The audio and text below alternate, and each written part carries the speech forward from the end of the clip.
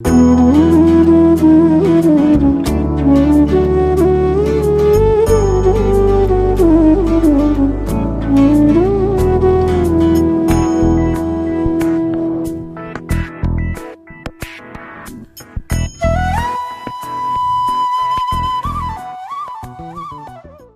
everyone, I'm Gitanjali Atri, a research scholar at the School of Social Sciences, Jawaharlal Nehru University. And today we are going to discuss the course for MGP 002, Philosophies of Mahatma Gandhi, in which we would be covering the first 4 units. So now let's begin with the unit number 1, which is Indic religions, Hinduism, Jainism and Buddhism. Let's begin by discussing Gandhi and his relationship with the religion of Hinduism. So Gandhi was a strong believer in Hinduism, which he liked to call as the Sanatan Dharma, which is the eternal religion. Hinduism, in his conception, was no narrow creed. In fact, it was a grand evolutionary process, as ancient as time itself, which is why he liked to call it as Sanatana, which is eternal. Eternal has a quality of speciality to it. It means that it was theirs ever since the time immemorial, and which is why he believed that his faith, the faith of Hinduism, was Sanatan Dharma. And he embraces the teachings of Zoroaster, Moses, Christ, Muhammad, Nanak and all other prophets within Hinduism itself. So for Gandhi, Hinduism was an overarching religion which contained the teachings and philosophies of all the great teachers of the time. Gandhi defined a Hindu as the one who believes in God, immortality of the soul, transmigration, law of karma and moksha. He also believed that a Hindu is one who practices truth and ahimsa in daily life, cow protection in its widest sense, and tries to act according to the laws of Varna Ashrama. Gandhi called Gita as his spiritual dictionary. He believed that Gita as a religious text never failed him in his moments of distress. Whenever he had any problem related to politics, related to society, or any problem, he went back to Bhagavad Gita. His faith in Bhagavad Gita was so strong that he in fact also translated it in Gujarati. He also found that Bhagavad Gita was free from sectarianism and other social dogmas which corrupted the society of Gandhi's time. He also believed that Bhagavad Gita had a universal appeal. Also, the characters in the Hindu epics influenced Gandhi a lot. For instance, he saw a play on the life of Harishchandra when he was a small kid. And since then, the life of Harishchandra captured his heart. He often used to think that why not everyone always speak the truth the way Harishchandra always did. He asks, why not be truthful like Harishchandra? He also quotes the example of Rama and Pandavas, who kept their words by undergoing all difficulty. He often also cites the example of Prahlad, Sudama, Dhruv and Shravana, who gave up all worldly comforts for the sake of virtues and principles for which they lived. Of Mahabharata, Gandhi says that it is like a rich diamond mine, from which the deeper one dig, the more diamonds one could find.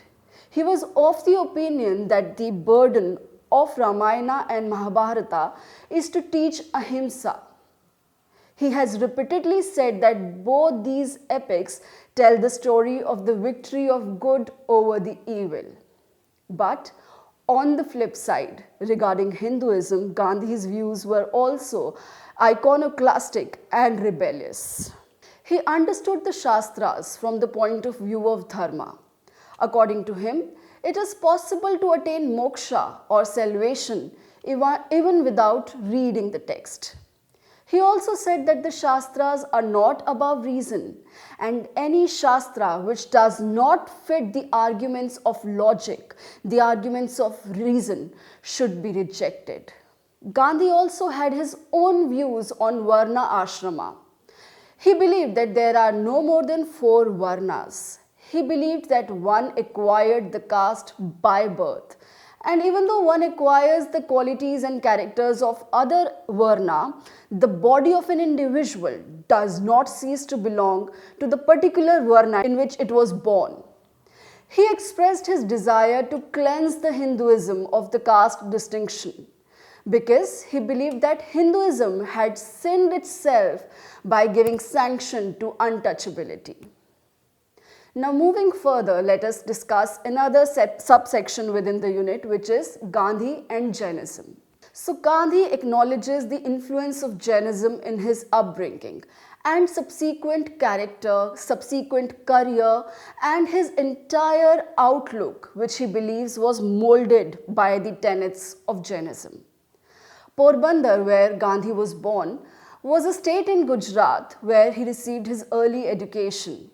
And this particular state within Gujarat had a significant Jain population which had a great influence on young Gandhi. So, for instance, the first influence of Gandhi was that of his mother, who often used to take up fasting for self-purification, even though they were not Jains by their religious affiliation. Fasting, which is essentially an all-religious practice, had acquired a flavor of Jainism in Gujarat particularly, and it had an influence on Gandhi.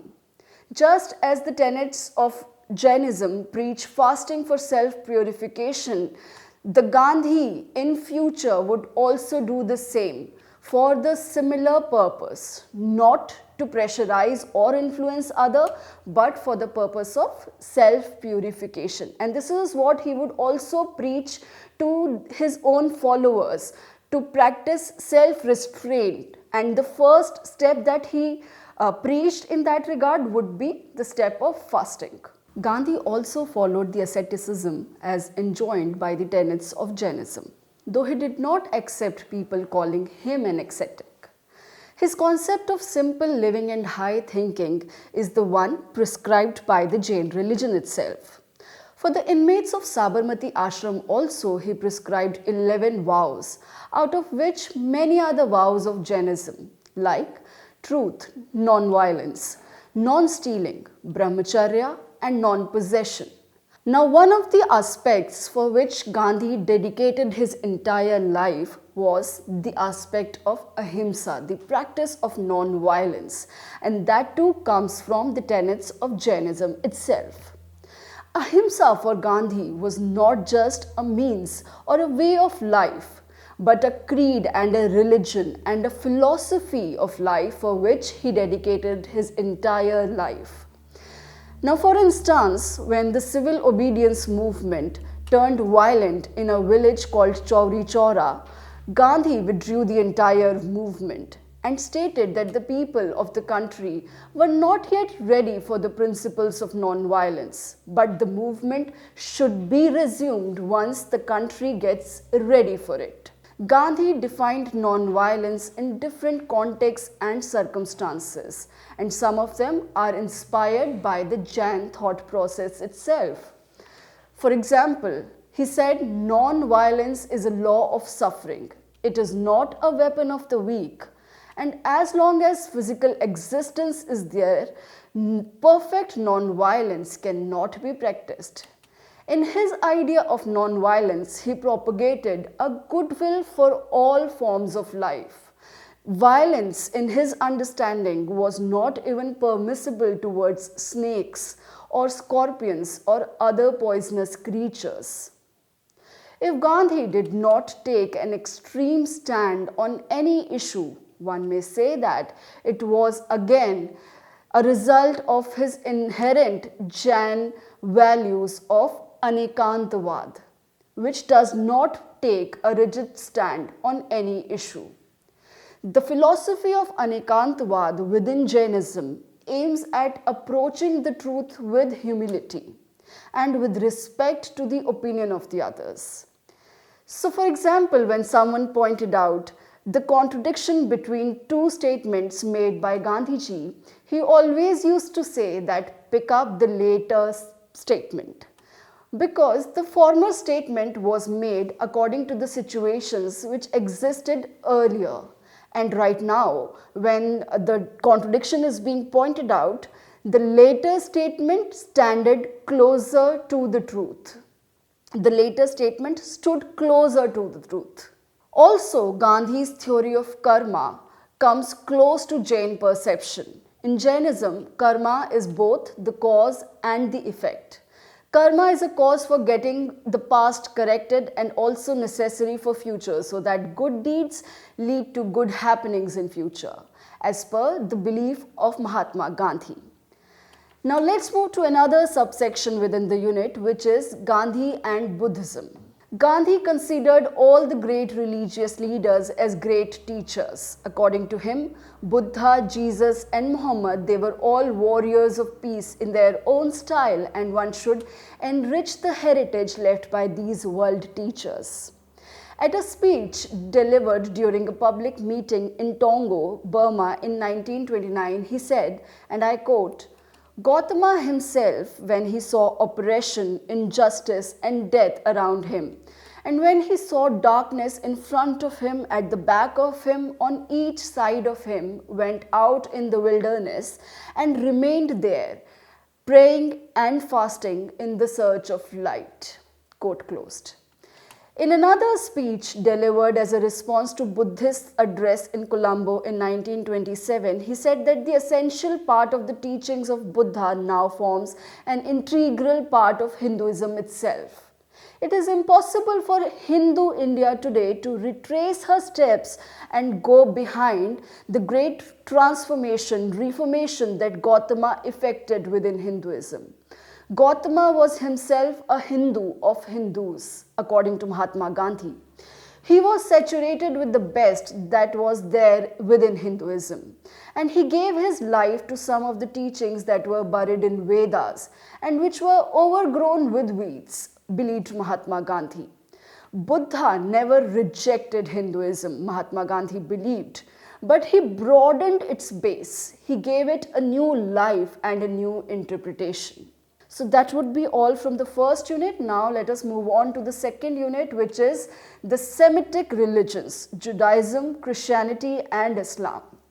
So Gandhi was very much impressed with the Semitic religions. Even though he did not have much contact with Judaism, he says that Jesus Christ and Muhammad are world teachers, and was highly impressed by the book Sermon on the Mount, which he says transformed him. He included the Christian and Islamic worship within the Sabarmati Ashram prayers.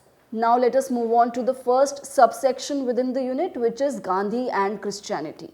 Gandhi's interaction with Christianity has been long and fruitful, though he was repelled by it when he was in the school. Even a local conversion to Christianity created a bad impression on young Gandhi. But when he went to England, he met a Christian from Manchester, and he narrated his bitter experience with the Christianity religion to that person. And it was then that that man gave him a copy of Bible, and Gandhi started reading the Old Testament. But it was the New Testament which impressed Gandhi more. He read Sermon on the Mount, which he says went straight into his heart. He further says that he compared the New Testament with Bhagavad Gita. Several verses within the book delighted Gandhi beyond measure. His young mind even tried to unify the teachings of Bhagavad Gita, the Light of Asia, and the Sermon on the Mount. The renunciation was the highest form of religion. This is what Gandhi learnt through his readings of the books within Christianity.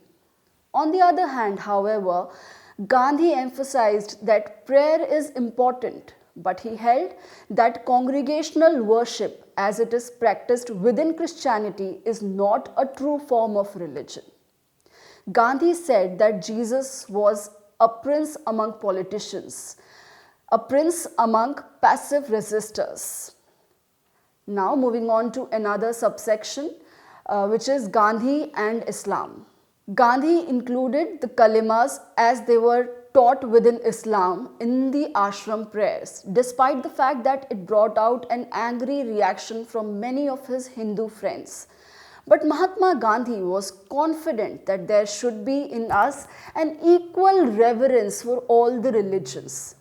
Referring to Khan Abdul Ghaffar Khan, he often used to say that whenever Khan Abdul Ghaffar Khan used to join the worship at the Sabarmati ashram, he did it with a great delight. He loved the tune to which Ramayana was sung. He listened intently to Bhagavad Gita.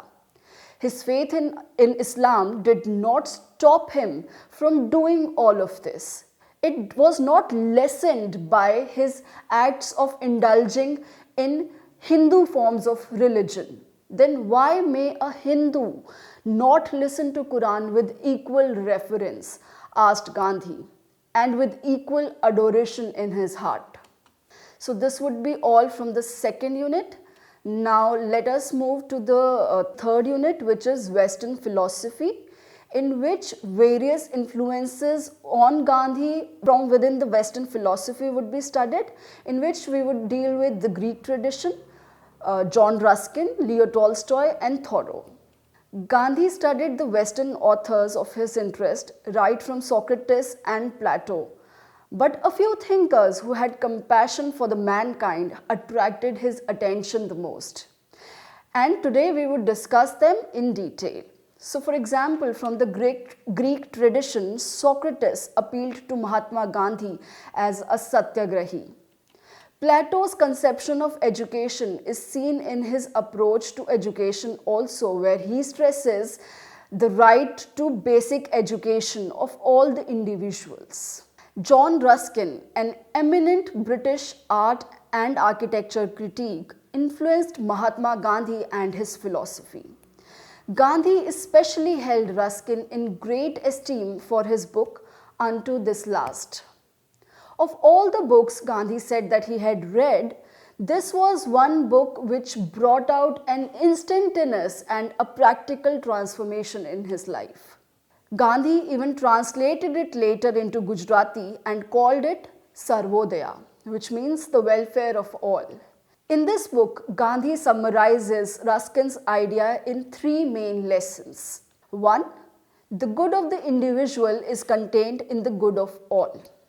Second, that a lawyer's work has the same value as that of a barber's, inasmuch as all have the same right to earning their livelihood from their work.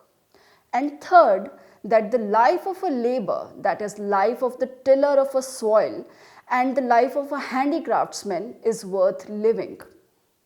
Also, Gandhi adapts Ruskin to the Indian context for his anti-industrial, pro-labor, pro-community ways and redefines Ruskin values in the Indian rural context.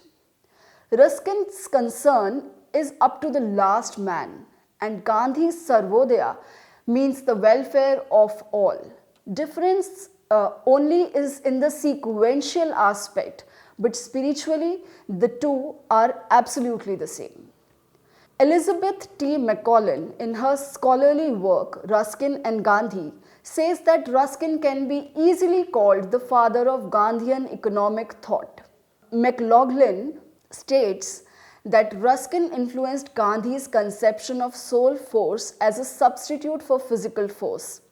He was the chief source for Gandhian economic ideas, and above all, he changed Gandhi as a person.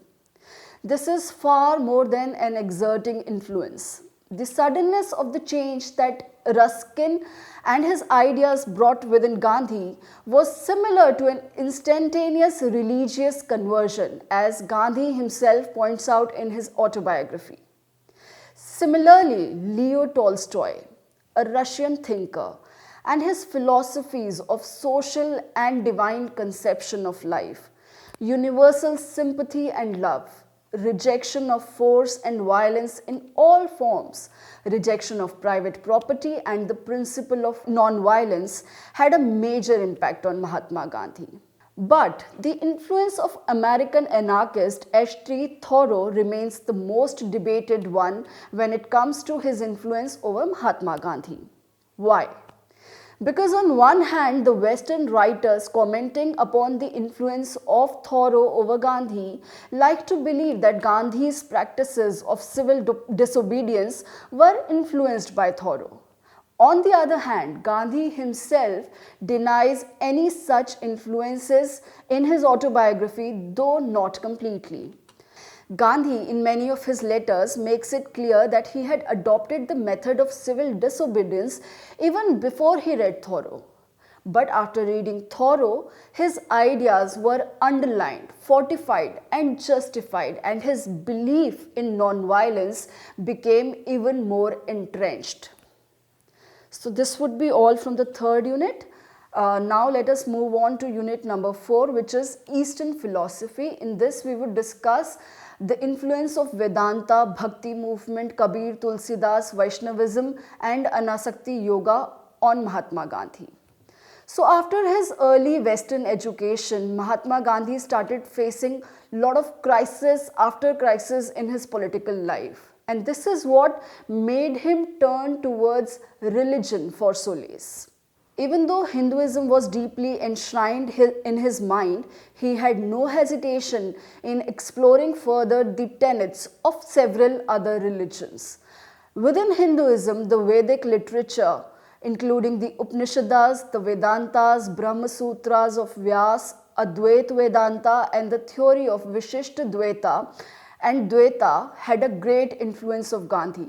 All these theories and influences over Gandhi we would be dealing in the further units, but for this particular unit we would talk about the influence of Bhagavad Gita on Mahatma Gandhi.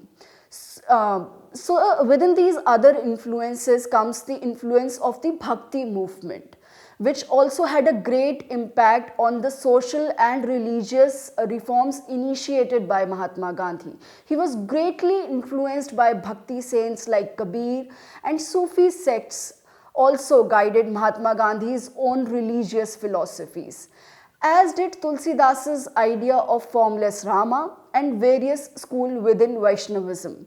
Mahatma Gandhi himself practiced Vaishnavism in his personal life. The different schools of Vaishnavism, Mahatma Gandhi was a strong follower of all of them. But it was Bhagavad Gita that influenced Mahatma Gandhi the most. Gandhi names the spirit of Bhagavad Gita as Anasakti Yoga.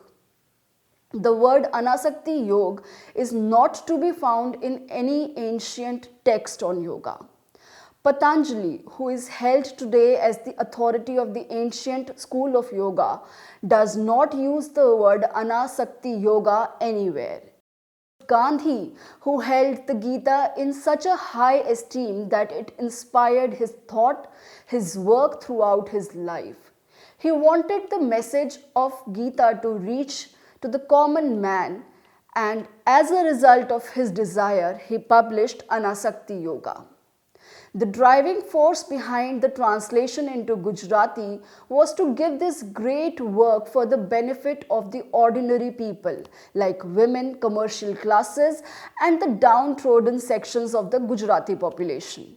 He was a staunch practitioner of this work and says that whatever knowledge he possessed, he wanted to pass it on to the ordinary people of Gujarat. Later, Gandhi even took Swami Anand's suggestion to translate Bhagavad Gita into English sincerely. During his prison term in Yerwada, he undertook this task of translating it into English, which was later completed by his trusted secretary Mahadev Desai. Gandhi also brings out his argument that the main message of Bhagavad Gita is ahimsa or non-violence. He says that if one understands the central teaching of Bhagavad Gita, one is bound to follow truth and ahimsa. So this would be all from these 4 particular units. Thank you all.